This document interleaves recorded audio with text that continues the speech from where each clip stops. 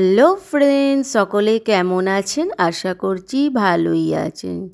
Soumi and reshmi new ব্লগে সকলকে স্বাগত জানিয়ে আজকের ব্লগটা স্টার্ট করলাম। এখন বাজে প্রায় 7:30। তো এখন অনেকটাই দেরি হয়ে গেছে, 7:30 বেজে গেছে সন্ধে। আর এখন আমি আজকে কি রেসিপি করব আর আপনাদের সাথে সেটা শেয়ার করব। তো চলুন বন্ধুরা, দেরি না করে ঝটপট রেসিপিটা রেডি করে ফেলি। আজকে কিন্তু শরীরটা খুব খারাপ বন্ধুরা, জানেন তো, একটু জ্বর হয়েছে। আর ভাবছি এই জ্বর মুখে রেস্টুরেন্টের স্টাইলে একটু ঝাল ঝাল কিছু বানিয়ে খেতে ইচ্ছা করছে।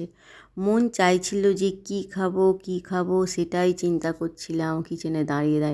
কিন্তু মনে ছিল না যে আজকে ঘুগনির কড়াই ভিজিয়ে রেখেছিলাম বন্ধুরা। এই কড়াইটা না আজকে ঘুগনি বানাবো খুব ঝাল করে।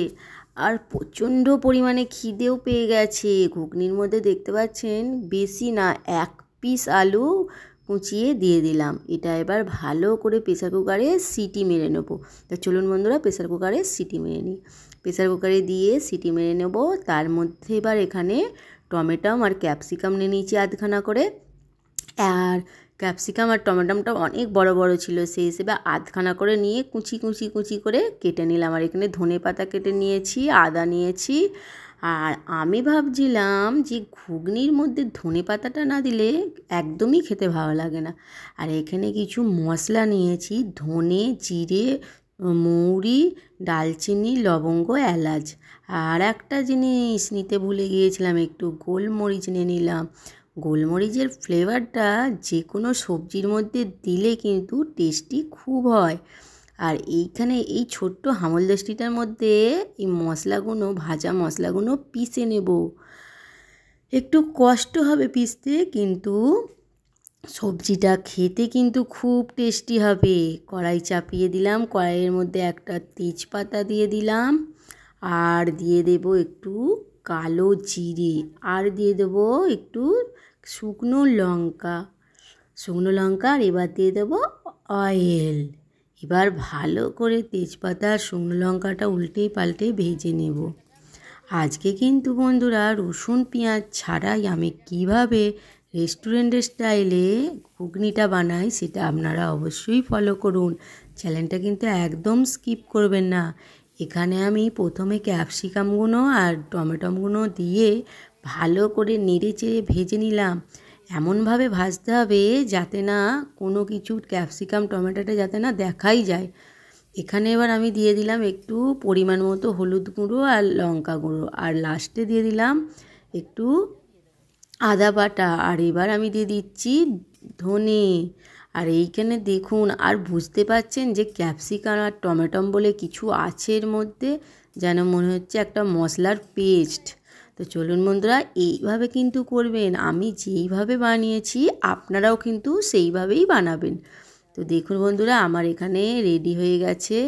এবার ঘুগনির কড়াইটা দিয়ে দেব। আপনারা বলুন তো বন্ধুরা, যে ঘুগনি করতে ঘুগনির সাথে কি খেলে ভালো লাগে? পরোটা, রুটি না মুড়ি?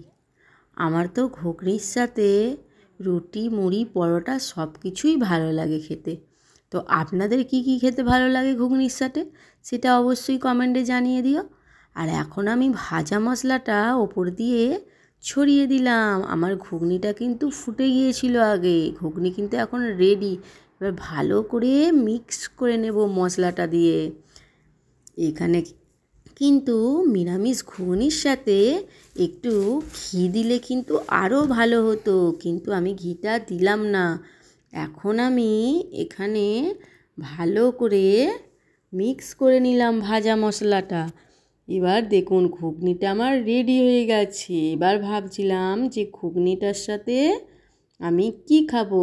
চটাচট ফটাফট করে 4 পিস রুটি বানিয়ে নিলাম।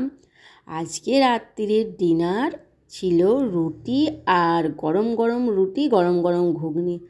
তো কেমন লাগলো বন্ধুরা আজকের রেসিপিটা অবশ্যই জানাবেন কমেন্টে। আর এখন আপনাদেরকে টেস্ট করে দেখাবে দাদা যে কেমন হয়েছে আজকে ঘুগনির রেসিপিটা।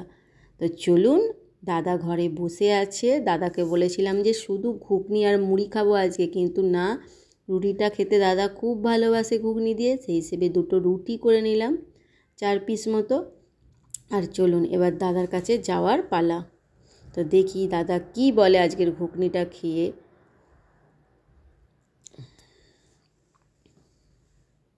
এখন আমি রুমের মধ্যে চলে এলাম, এসে দেখছিলাম দাদা ফোন দেখছিল। আমি বললাম তাড়াতাড়ি নাও, অনেক লেট হয়ে গেছে, আজকে ডিনারটা খেয়ে নাও, আর রেশমিকেও দিয়ে দেবো এবার।